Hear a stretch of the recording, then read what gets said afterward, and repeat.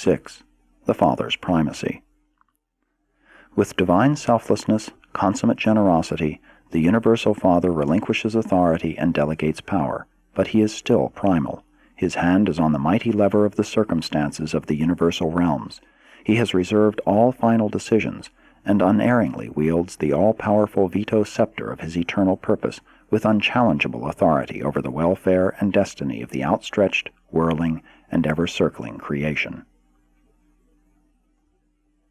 The sovereignty of God is unlimited.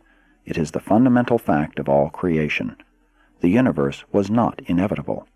The universe is not an accident, neither is it self-existent. The universe is a work of creation, and is therefore wholly subject to the will of the Creator. The will of God is divine truth, living love.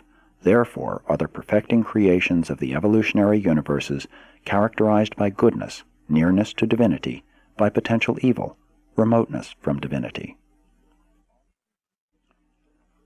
All religious philosophy sooner or later arrives at the concept of unified universe rule, of one God. Universe causes cannot be lower than universe effects. The source of the streams of universe life and of the cosmic mind must be above the levels of their manifestation. The human mind cannot be consistently explained in terms of the lower orders of existence. Man's mind can be truly comprehended only by recognizing the reality of higher orders of thought and purposive will. Man as a moral being is inexplicable unless the reality of the universal Father is acknowledged. The mechanistic philosopher professes to reject the idea of a universal and sovereign will, the very sovereign will whose activity in the elaboration of the universe laws he so deeply reverences. What unintended homage the mechanist pays the law creator when he conceives such laws to be self-acting and self-explanatory. It is a great blunder to humanize God, except in the concept of the indwelling thought adjuster, but even that is not so stupid as completely to mechanize the idea of the first great source and center. Does the Paradise Father suffer? I do not know. The Creator sons most certainly can and sometimes do, even as do mortals. The Eternal Son and the Infinite Spirit suffer in a modified sense. I think the Universal Father does, but I cannot understand how, perhaps through the personality circuit, or through the individuality of the thought adjusters and other bestowals of his eternal nature. He has said of the mortal races, "In all your afflictions I am afflicted."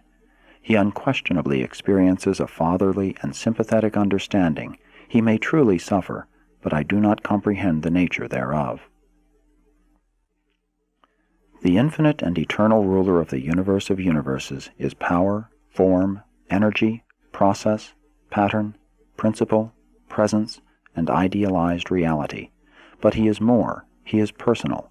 He exercises a sovereign will, experiences self-consciousness of divinity, executes the mandates of a creative mind, pursues the satisfaction of the realization of an eternal purpose, and manifests a father's love and affection for his universe children.